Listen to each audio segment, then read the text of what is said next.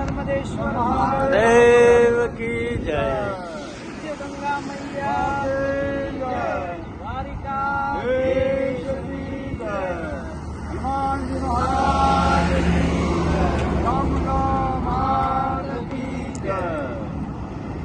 આપ સૌને જણાવતા આનંદ થાય છે કે અત્યારે અમે જયપુરથી અંદાજે 45 કિલોમીટર આગળ અજમેર રોડ ઉપર અમારા ગામના ભક્તજનો ઠાકોર ખેગારજી, ચૌધરી અશોકભાઈ અને ઠાકોર લીલાજી જે આજથી આશરે 15 દિવસ પહેલા તારીખ 1/8/2024 રોજ હરિદ્વારથી ગંગા મૈયાનું જળ રાવણમાં કળશમાં પવિત્ર કળશમાં ભરી અને અહીંયાથી હરિદ્વારથી ગણીએ તો 1100 કિલોમીટરથી પણ વધારે ઓળખવાળા ગામ છે અમારું.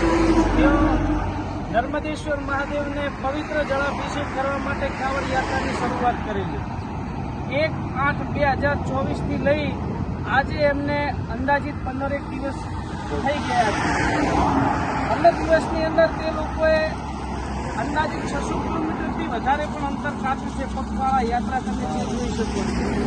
અને વધુ જણાવતા આનંદ થાય કે અહીંયાથી પુરુષવાડા નર્મદેશ્વર મહાદેવને જળ અર્પણ કર્યા પછી ત્યાંથી એક કાવડ યાત્રાનો પ્રારંભ ફરીથી દ્વારકાધીશ મંદિર સુધી, દ્વારકા સુધી લંબાશે. અને ત્યાં ભગવાન દ્વારકાધીશના દર્શન કરી અને ત્યારબાદ ત્યાંથી આપણા ગુજરાતનું જે બીજા નંબરનું જ્યોતિર્લિંગ કહેવાય પવિત્ર નાગેશ્વર મહાદેવના જ્યોતિર્લિંગને અર્પણ કરવા પણ ત્યાંથી જવાનું છે.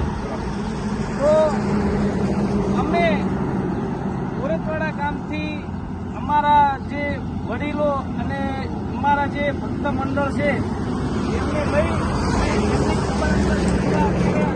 આગળ કિશનગઢથી આગળ અમે એમને મળવા આવ્યા છીએ. એનો અમને ખૂબ ખૂબ આનંદ અને અમે ધન્યતા અનુભવી કે અમને આવો ભગવાને એક લાવો મળ્યો, અમને મોકો આપ્યો.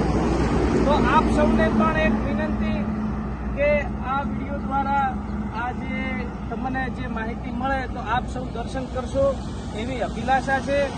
અને આપણે સૌ મળી અને પરમ કૃપાળુ પરમાત્મા મહાદેવ શિવજી અને દ્વારકાધીશ ભગવાન અમારા ગામના જે પરમ ભક્તો 3 જણ જે હરિદ્વારથી આવે છે એમને ખૂબ ખૂબ શક્તિ આપે અને સાજા તાજા રાખે એવી સૌને વિનંતી. બોલો દ્વારિકા देश की जय। नमो पार्वती